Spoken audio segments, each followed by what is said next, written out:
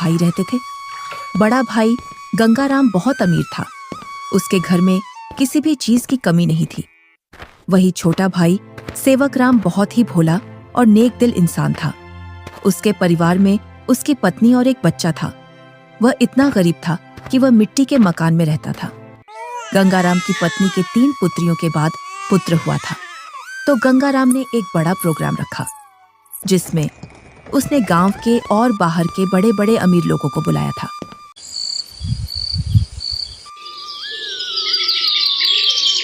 सुबह से ही गंगाराम के घर के चारों ओर चहल पहल थी। कहीं पकवान बन रहे थे, तो कहीं बच्चे खेल रहे थे और कहीं मेहमान आ रहे थे। गंगाराम के घर के चारों ओर खुशी का माहौल था। धीरे धीरे चारों ओर के मेहमान आ गए, पर आपके छोटे भैया सेवक कहीं दिखाई नहीं दे रहे हैं। अभी तक आए नहीं। आपने गांव में सबको बुलावा दिया है ना? अरे हाँ, बुलाया है उसको। आता ही होगा अपने बच्चों के साथ। तू यहीं रुक और मेहमानों को देख। मैं अभी आता हूँ व्यवस्था देखकर। इतना कहकर गंगाराम घर से बाहर चला जाता है और गुनगुनाता है, मैं उसको अपने प्रोग्राम में क्यों बुलाऊं? वो कहाँ और मैं कहाँ? मेरे यहाँ एक से बढ़कर एक अमीर मेहमान आ रहे हैं। अगर किसी को पता चल गया कि मेरा भाई इतना गरीब है तो मेरी नाक कट जाएगी। कुछ गांव के लोग सेवकराम के घर के आगे से गंगाराम के प्रोग्राम में जा रहे थे और सेवकराम अपने घर से खेतों पर जाने की तैयारी कर रहा था। जैसे ही वह घर से बाहर निकलता है तो उसको कुछ गांव वाले मिल जाते हैं। अरे सेवकराम, तू अपने भाई के घर नहीं गया? तेरी भाभी के बहुत दिनों बाद लड़का हुआ है। इसी उपलक्ष्य में तेरे भाई ने बहुत बड़ा प्रोग्राम रखा है। तू तो चाचा बन गया है और तू यहाँ, जबकि तुझे तो अपने भाई के घर सबसे पहले पहुँचना था। सेवकराम ये सुनकर दंग रह जाता है। इस बारे में उसे कुछ भी पता नहीं था, पर वह गांव वालों के सामने ऐसे बोलता है जैसे उसे पहले से सब पता है। अरे हाँ भाई, मुझे भी जाना है। बस थोड़ा सा खेतों पर काम बचा है, उसको मैं पूरा करके आता हूँ। जल्दी काम पूरा करके आ भाई। सुना है भाई गंगाराम ने बहुत ही स्वादिष्ट पकवान बनवाए हैं और उसने खाने पर पूरे गांव को बुलाया है। हाँ, ये तो बड़ी ही अच्छी बात है। तुम लोग चलो, मैं आता हूँ। जैसे ही गांव वाले वहां से निकल जाते हैं तो सेवकराम का मुंह उतर जाता है। ये तो बहुत खुशी की बात है, पर इसके बारे में तो मुझे कुछ पता ही नहीं है। चलो, मेरे बड़े भाई के घर पुत्र रत्न तो आया और मैं फिर से चाचा बन गया, पर मुझे इस बारे में कुछ बताया भी नहीं। शायद काम काज ज्यादा है, इसी वजह से मुझे बताना भूल गया होगा, वरना ऐसा हो नहीं सकता कि मेरा भाई मुझे न बुलाए। अरे भाग्यवान, तुमने सुना? तुम्हारी जेठानी के लड़का हुआ है। कुछ गांव वाले इधर से गुजर कर जा रहे थे। क्यों ना अपन भी चलें बड़े भाई के यहाँ? सुना है बहुत ही अच्छे अच्छे पकवान बने हैं वहाँ पर। अरे, ये तो बड़ी खुशी की बात है। आप फिर से चाचा बन गए और मैं चाची, परंतु उन्होंने हमें बुलाया नहीं। बिना बुलाए हम कैसे जा सकते हैं उनके प्रोग्राम में? बिना बुलाए वहाँ जाना सही नहीं होगा। अगर गांव में इस बात का पता चल गया कि हम बिन बुलाए उनके प्रोग्राम में आए हैं तो लोग क्या कहेंगे? बड़े भैया इतना बड़ा प्रोग्राम कर रहे हैं और इतने बड़े प्रोग्राम में पूरे काम की जिम्मेदारी भी उन्हीं पर है। तुम्हें पता है ना उनके पास कितना कामकाज होगा। इसी कामकाज की वजह से हमसे बोलना भूल गए होंगे और प्रोग्राम वाला आदमी तो कुछ ना कुछ तो भूल ही जाता है। आप लोग चलो ना, मैं अपने ताऊ का घर और अपने छोटे भाई को देख आऊंगा। कैसे चलें बेटा? मन तो मेरा भी बहुत कर रहा है जाने को, पर उन्होंने हमें प्रोग्राम का निमंत्रण भी नहीं दिया और ना ही हमसे बोला। उन्होंने फिर किस मुंह से उनके प्रोग्राम में जाएं? क्या हम अपने छोटे भाई से मिलने नहीं जाएंगे पापा? क्यों नहीं, हम जरूर चलेंगे आपके छोटे भाई से मिलने के लिए। क्यों आप छोटे बच्चे को झूठी तसल्ली दे रहे हो? तुम्हें पता है ना, तुम्हारे बड़े भाई हमें उनके बराबर नहीं समझते हैं, तभी तो उन्होंने हमें प्रोग्राम में नहीं बुलाया है। तुम तो सदा गड़े मुर्दे उखाड़ती हो। ऐसा नहीं है, वो हमको चाहते हैं, वो तो कामकाज की वजह से बुलाना भूल गए हैं। तुम्हें लग रहा है कि भैया तुम्हें बुलाना भूल गए हैं तो तुम जाओ। बिन बुलाए मैं नहीं जाने वाली कहीं। मैं तो खूब खुश हूँ अपने घर में। आपको जाना है तो जाओ। ठीक है, मैं और मुन्ना चले जाते हैं। तुम्हें नहीं जाना तो मत चलो। आप जा रहे हो तो जाओ, पर उधर से जल्दी लौट कर आना। सेवकराम और उसका बच्चा प्रोग्राम में जाने के लिए तैयार हो जाते हैं। अब तुम प्रोग्राम में जा रहे हो तो बच्चे को देने के लिए कुछ तो ले जाना पड़ेगा। हाँ, बहुत देर से मैं भी यही सोच रहा था, बच्चे के लिए क्या ले जाऊं, और बाजार से ले जाने के लिए मेरे पास पैसे भी नहीं हैं। आप तो ये लकड़ी का झूला ले जाओ जो तुमने मुन्ना के लिए बनाया था। अब मुन्ना के कुछ काम का नहीं है। हाँ, यही ले जाता हूँ, इसमें बच्चा खूब आराम से सोएगा। सेवक राम उस झूले को उठाकर चल देता है और उसके साथ में उसका लड़का भी चल देता है।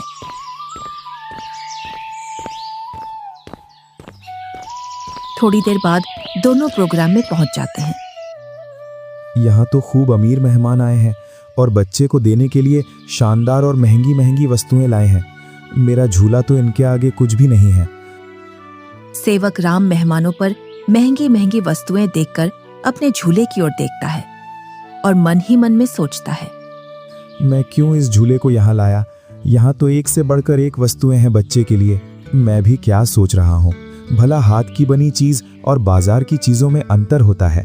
बड़े भैया जरूर मेरे झूले को पसंद करेंगे, क्योंकि मेरा झूला सबसे मजबूत है, क्योंकि इसे मैंने अपने हाथों से बनाया है। और सेवक राम निसंकोच होकर मेहमानों के बीच में घूमने लगता है। वह देखता है कि उसके बड़े भैया और भाभी मेहमानों का स्वागत कर रहे थे। तभी गंगाराम की पत्नी की निगाह सेवक राम पर जाती है। तब वह गंगाराम से बोलती है, अरे भैया और मुन्ना तो आ गए, पर देवरानी नहीं दिख रही है। कहाँ आ गए? मुझे तो कहीं दिखाई नहीं दे रहे। वो रहे मेहमानों के बीच में। इधर सेवक राम के पास कुछ मेहमान आ जाते हैं। उसकी वेशभूषा देखकर मेहमान सेवक राम से पूछते हैं, अरे तुम कौन हो, और ये कैसी वेशभूषा पहनकर आए हो, और ये लकड़ी का झूला लेकर आए हो इस जमाने में? चलो तुम अपना परिचय दो, तुम कौन हो और यहाँ क्या कर रहे हो? इतना सुनकर सेवक राम संकोच में पड़ जाता है और मन ही मन सोचता है, अगर मैं इन्हें ये बताऊं कि मैं गंगाराम का छोटा भाई हूं तो ये लोग क्या सोचेंगे? एक भाई इतना अमीर और एक भाई इतना गरीब कि वो प्रोग्राम में एक जोड़ी कपड़ा भी सही से पहनकर नहीं आ सकता है। इससे अच्छा तो मैं झूठ बोल दूं। मैं गंगाराम जी का मजदूर। अरे तुम इतना क्यों घबरा रहे हो? डरो मत, बेझिझक होकर बोलो। गंगाराम जी का मैं मजदूर मैं छोटा भाई हूं। वह बहुत कोशिश करता है झूठ बोलने की, लेकिन उसके मुंह से सच निकल जाता है। क्या बोल रहे हो? तुम्हें पता है ना तुम गंगाराम जी को अपना भाई बता रहे हो? तुम्हें पता है ना वो कहां और तुम कहां? अपने आप को देखो और उनका प्रोग्राम देखो। इतने में ही गंगाराम वहां आ जाता है और बोलता है, क्या बोल रहा है ये? ये तुम्हें अपना भाई बता रहा है कि तुम इसके भाई हो। मेरा भाई होता तो वो इस हालात में रहता। ये तो मेरा हारी है, हारी। इसको मैंने एक दिन प्यार से भाई क्या बोल दिया, मुझे अपना भाई बताने लगा। इतना सुनकर सेवक राम अपना सिर झुका लेता है। आप प्रोग्राम का आनंद लीजिए। चलो मैं और मेहमानों से मिलता हूँ। जी आप मिलिए, हम भी और परिचितों से मिल लेते हैं। चलो तुम यहाँ से बाहर चलो, मुझे तुमसे कुछ बात करनी है। दोनों भाई एकांत में चले जाते हैं। जब तुम्हें पता है मेरे यहाँ एक से बढ़कर एक मेहमान आए हैं, फिर भी तू प्रोग्राम में घुस आया मेरी नाक कटवाने के लिए। और ये क्या लेकर आया है मेरे लड़के के लिए? लकड़ी का झूला। इस झूले में सोएगा मेरा लड़का। मेरा लड़का तो मखमल के झूले में सोएगा। किसमें? मखमल के झूले में। जा यहाँ से, मुझे दिख मत जाना अब इस प्रोग्राम में। अगर कुछ खाना बचेगा तो मैं सुबह भिजवा दूंगा तेरे घर पर। और हाँ, साथ में अपने लड़के को भी ले जाना यहाँ से। मुन्ना की माँ ठीक बोल रही थी कि बिन बुलाए वहां मत जाओ। मेरी ही गलती है जो मैं बिन बुलाए यहाँ आ गया। सेवक राम अपने बच्चे को लेकर अपने घर की ओर चल देता है, बड़े ही उदास मन से। इतने में ही बच्चा बोलता है, पापा, हम छोटे भैया से भी तो नहीं मिले और आप इतनी जल्दी घर चल रहे हो। सेवक राम थोड़ी हिम्मत करके अपने लड़के से बोलता है, बेटा हम शाम को आएंगे। खेतों पर कुछ काम बाकी रह गया था, वो मुझे याद आ गया है। उसे करके मैं आ जाऊंगा। उसके बाद चलेंगे हम तेरे छोटे भाई से मिलने के लिए। दोनों घर पहुंच जाते हैं। मुन्ना घर से बाहर बच्चों के साथ खेलने के लिए चला जाता है। इधर सेवक राम अपनी पत्नी को पूरी घटना सुना देता है और उसकी आंखों से आंसू छलक जाते हैं। पता नहीं ईश्वर की कैसी लीला है, आज भाई ने भाई को पहचानने से मना कर दिया। आप रोइए मत, ईश्वर एक दिन सब ठीक कर देगा। ईश्वर को भाइयों के बीच में इतना फासला भी नहीं रखना चाहिए कि वे एक दूसरे से ही दूर हो जाएं। आप इतना दुख मत मनाइए, सब ठीक हो जाएगा। आप बस ईश्वर पर विश्वास रखिए। तीनों सो जाते हैं।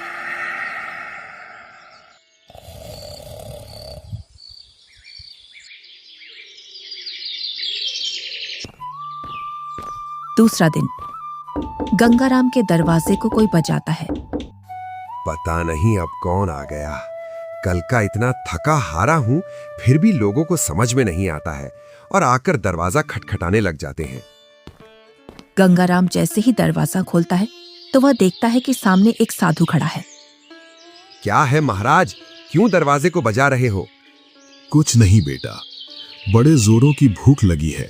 बस थोड़ा सा खाना मिल जाता तो मेरी भूख मिट जाती। क्या खाना? यहाँ खाना मुफ्त में नहीं मिलता है और ऐसी दोपहर में तुम्हें कहां से खाना ला कर दूं? बेटा, घर में कुछ तो होगा, उसमें से ही कुछ खाने को दे दो जिससे मेरी भूख शांत हो जाए। इतना बड़ा गांव है, तुम्हें मेरा ही घर मिला खाना मांगने के लिए? यहाँ कुछ नहीं है, चले जाओ यहाँ से। इतना कहकर गुस्से में गंगाराम दरवाजा बंद कर लेता है। ईश्वर तुम्हें सदा खुश रखे बेटा। इतना बोलकर साधु वहां से चला जाता है। इधर गंगाराम की पत्नी गंगाराम से पूछती है, कौन आया था दरवाजे पर जो तुम इतने जोर से उस पर चिल्ला रहे थे? कोई नहीं, एक ढोंगी बाबा आया था दरवाजे पर, बोल रहा था खाना खिला दो, तो मैंने उससे मना कर दिया, यहाँ नहीं है खाना। तुम भी पता नहीं अब किस नशे में रहने लगे हो। कल का इतना सारा खाना बचा था, वो वैसे ही फेंकेगा। उसमें से कुछ खाना खिला देते। मैंने ये खाना गरीबों और ढोंगियों के लिए नहीं बनवाया है। ये खाना सिर्फ हम जैसे बड़े लोग ही खा सकते हैं। गंगाराम की पत्नी गुनगुनाते हुए वहां से अपने कमरे में चली जाती है। इनको तो पता नहीं अब किस बात का नशा आने लगा है। सीधे मुंह अब किसी से बात ही नहीं करते हैं। इधर साधु सेवक राम के घर के सामने पहुंच जाता है और बाहर से आवाज लगाता है, अरे घर में कोई है? अरे घर में कोई है? आवाज सुनकर सेवक राम घर में से बाहर निकल आता है। साधु को देखकर बोलता है, जी साधु महाराज, बताइए मैं आपकी क्या सेवा करूं? कुछ नहीं बेटा, बहुत तेज भूख लगी है। कुछ खाने को मिल जाए तो आत्मा तृप्त हो जाएगी मेरी। क्यों नहीं साधु महाराज, आइए आइए, जो कुछ हमारे घर में खाने के लिए मिलेगा हम आपको खिलवा देंगे। दोनों घर के अंदर चले जाते हैं।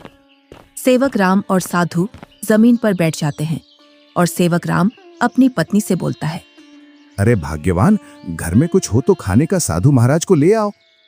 सुबह की कुछ दाल रोटी रखी है और अभी खाना बनाने के लिए घर में कुछ भी नहीं है। अरे बेटी, तुम तो शर्माओ मत, जो घर में खाने का हो वही ले आओ, मैं तो खा लूंगा। सेवक राम की पत्नी जो घर में खाना था उसी खाने को गर्म कर लाती है। लीजिए साधु महाराज, गरीब के घर का खाना। हमारे पास तो खाने में यही है। अरे बेटी, तुम अपना मन इतना उदास मत करो। मैं तो ईश्वर की कृपा से जो मिलता है वही खा लेता हूँ। और तुम दोनों इतना उदास क्यों हो? कोई समस्या है आपके यहाँ? साधु महाराज, खेतों में इतना काम कर रहा हूँ, उतनी ही गरीबी आ रही है। गरीबी कम होने का नाम ही नहीं ले रही है। अब तो स्थिति ऐसी हो गई है, 2 वक्त का खाना भी बड़ी मुश्किल से मिलता है। पता नहीं ईश्वर हमारी कौन सी परीक्षा ले रहा है। ये कोई बीमारी तो है नहीं जिसका मैं आपको सही उपचार बता दूं बेटा। बस ईश्वर पर विश्वास रखो, सब सही हो जाएगा। फिर भी मुझे लगता है तुम मुझे तुम्हारी समस्या सही से बता नहीं रहे हो। इतना सुनकर सेवक राम और सेवक राम की पत्नी साधु महाराज को पूरी बात बता देते हैं कि किस प्रकार गंगाराम ने उनके साथ भेदभाव किया। साधु खाना खा लेता है। पता नहीं आपको हमारे हाथ का खाना कैसा लगा, सही लगा या नहीं? बेटी, तुम अपना मन उदास मत करो। तुम तो अन्नपूर्णा हो और तुम्हारे हाथ का खाना बहुत ही स्वादिष्ट है। इतना सुनकर सेवक राम की पत्नी खुश हो जाती है। तुमने बेटा आज मेरी आत्मा तृप्त कर दी है। अगर तुम आज मुझे भोजन नहीं देते तो पता नहीं आज भूख की वजह से मेरा क्या होता। साधु अपने थैले में हाथ डालता है और उसमें से एक पोटली निकालता है। इसमें क्या है साधु महाराज? ये पोटली बेटा बीजों का भंडार है। तुम जिस भी फसल का बीज चाहोगे वो बीज इस पोटली में से निकलेगा, जिससे तुम्हारी फसल साधारण फसल से 10 गुना ज्यादा निकलेगी। ये तो महाराज आपकी असीम कृपा है। ये मेरी नहीं, ईश्वर की कृपा है बेटा। बस एक बात का ध्यान रखना, इस पोटली के बारे में कभी किसी को मत बताना, और इसमें से जो बीज निकले उन्हें बेचना नहीं। अगर तुमने ऐसा किया तो ये पोटली आपके किसी काम की नहीं रहेगी। जी साधु महाराज, मैं कभी ऐसा नहीं करूंगा। और साधु महाराज वहां से चले जाते हैं। साधु महाराज के पैर जैसे ही घर में पड़े तब से घर में शांति का अनुभव हो रहा है। हाँ भाग्यवान, अब ईश्वर की कृपा से सब ठीक हो जाएगा।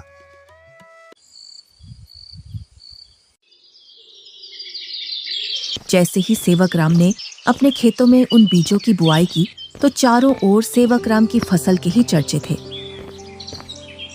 इधर गंगा राम अपने धन के घमंड में जी रहा था, जिससे वह किसी से भी सीधे मुंह बात नहीं करता था। इधर सेवक राम की संपत्ति बढ़ रही थी और गंगा राम की घट रही थी, और इसी के साथ गंगा राम के घर में अशांति भी बढ़ रही थी। कुछ ही दिनों में सेवक राम ने गांव में गंगा राम से भी बड़ा मकान बना लिया था, और सेवक राम अब अपने घर में खूब खुशी खुशी रह रहा था। पर एक दिन, मालिक, अब मैं आपके यहाँ काम नहीं करूंगा। अब मुझे दूसरे गांव में आपसे ज्यादा जमीन मिल रही है और इससे भी अच्छी उपजाऊ। क्या बोल रहे हो हरिया तुम? तुम्हें पता है मेरे पास कितनी जिम्मेदारियां हैं? तुम चले जाओगे तो मैं अकेला कैसे खेती और घर संभालूंगा, और ऊपर से मैं अकेला आदमी। मुझे जहाँ मुनाफा मिलेगा मैं वहीं काम करूंगा मालिक। अगर मुझे इतनी ही मेहनत में मुझे वहां ज्यादा फसल मिलेगी तो मैं वहीं जाऊंगा। अरे हरिया, मैं भी तो तुम्हें खूब मुनाफा करवाता हूँ। बस तुम इस साल और रुक जाओ, मैं जब तक दूसरा हारी देख लूंगा। मालिक, 2 सालों से तुम मुझे बेवकूफ बना रहे हो। न तो तुम अनाज ज्यादा देते हो और न ही तुम दूसरा हारी रखते हो। मैं तो चला, तुम जानो और तुम्हारी खेती। अरे नहीं, ये तो चला गया। अब मैं क्या करूंगा? कई सालों से मैंने खेतों में काम भी नहीं किया है, जिससे अब मुझसे खेतों में काम भी नहीं होगा। क्यों ना मैं सेवक राम के यहाँ जाऊं? अब तक तो उसने उसकी सारी जमीन बेच दी होगी, क्योंकि हालात तो वैसे भी खराब चल रहे थे उसके। वो जरूर मेरे खेतों पर काम कर लेगा। गंगा राम सेवक राम से मिलने के लिए चल देता है।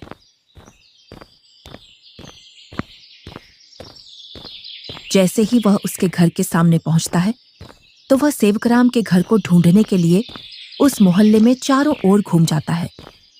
इधर ही थी उसकी झोपड़ी, पता नहीं किधर गई। बहुत देर से ढूंढ रहा हूं, मिल नहीं रही है। तभी वहां से एक गांव का व्यक्ति गुजर कर जा रहा था तो गंगाराम उस व्यक्ति से पूछता है, अरे भैया, सेवक राम की झोपड़ी थी यहाँ, वो कहाँ है?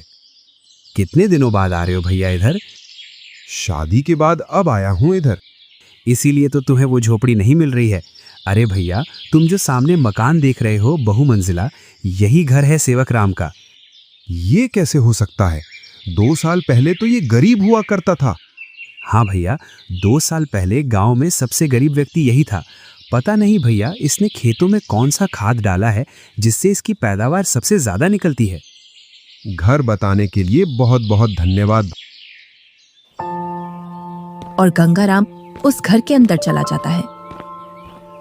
जैसे ही सेवक राम अपने बड़े भैया को घर के अंदर देखता है तो वह बहुत खुश होता है। अरे मुन्ना की माँ, वो देखो हमारे घर में कौन आया है। बड़े भैया, आओ भैया बैठो। अरे, तुमने इतना शानदार घर कैसे बनाया? तुमने तो पूरा ही नक्शा बदल दिया। बहुत ही शानदार घर बनाया है। कहीं तुमने चोरी चपाटी करके तो ये घर नहीं बनाया? नहीं भैया, मैंने कोई चोरी नहीं की है। ये तो मैंने अपनी मेहनत से बनाया है। ऐसी मेहनत तो तू पहले भी करता था, पर पहले तो तूने ऐसा मकान बनाया ही नहीं। भैया, आपसे क्या छुपाना, जब आपका प्रोग्राम था उसके एक दिन बाद हमारे घर पर एक साधु आया था। उसको हमने पेट भर खाना खिलाया था। आज उनके आशीर्वाद की वजह से ये सब है हमारे पास। इतना सुनकर गंगाराम का सिर घूम जाता है और उसकी आंखों तले सब सीन आ जाता है कि किस प्रकार उसने उस साधु को भगाया था। वो साधु तो सबसे पहले मेरे घर आया था, इसका मतलब ये सारा धन मेरा हुआ। क्या बोल रहे हो भैया? ये तो मैंने अपनी मेहनत से खड़ा किया है, ना कि जादू से। ये सब तुझे साधु के आने बाद ही मिला है ना? तो इस गांव में सबसे पहले साधु मेरे घर आया था। अगर मैं उसे खाना खिला देता तो ये सारी संपत्ति मेरी होती। इसका मतलब तूने मेरे अधिकार की संपत्ति छीनी है। ये तो मुझ पर गलत इल्जाम लगा रहे हो भैया। मैं उस साधु को ढूंढ कर लाता हूँ और साधु से तेरे सामने बुलवाता हूँ कि इस संपत्ति पर किसका हक है। और गुस्से में गंगाराम वहां से निकल जाता है। कई दिनों तक वह उस साधु को खोजता है। बड़ी मुश्किल से एक जंगल में तपस्या करते हुए वह साधु मिल जाता है। साधु महाराज प्रणाम। कौन हो बेटा जो तुम मेरी तपस्या में व्यवधान डाल रहे हो?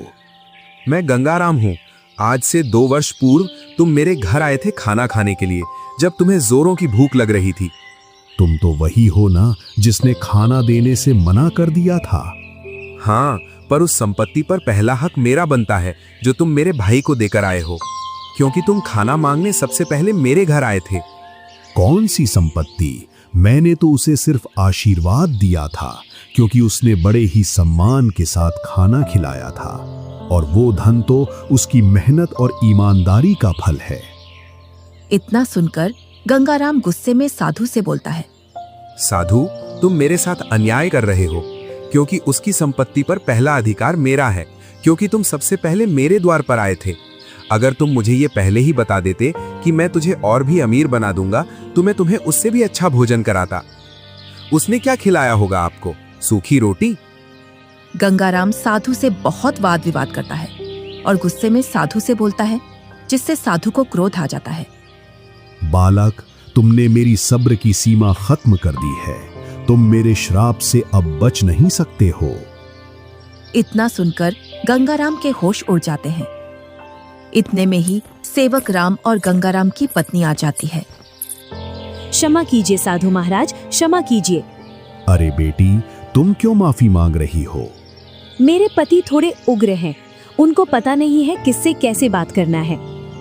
इतना सुनकर गंगाराम भी माफी मांग लेता है। गंगाराम, अभी तक तुम्हारा जो घर चल रहा था वो तुम्हारी पत्नी के निर्मल भाव की वजह से चल रहा था। अब तुम अपने लालच को छोड़ दो और दोनों भाई साथ साथ रहो, क्योंकि तुम्हारा छोटा भाई बहुत ही ईमानदार है। जी साधु महाराज। तुम्हें कैसे पता चला मैं यहाँ हूँ? आप जिस दिन साधु महाराज की खोज में निकले, उसी दिन भैया मेरे पास पहुँच गए थे और उन्होंने आपके बारे में मुझे सब बता दिया था। भाई हो तो तेरे जैसा, मेरे जैसा भाई किसी को भी नहीं मिले।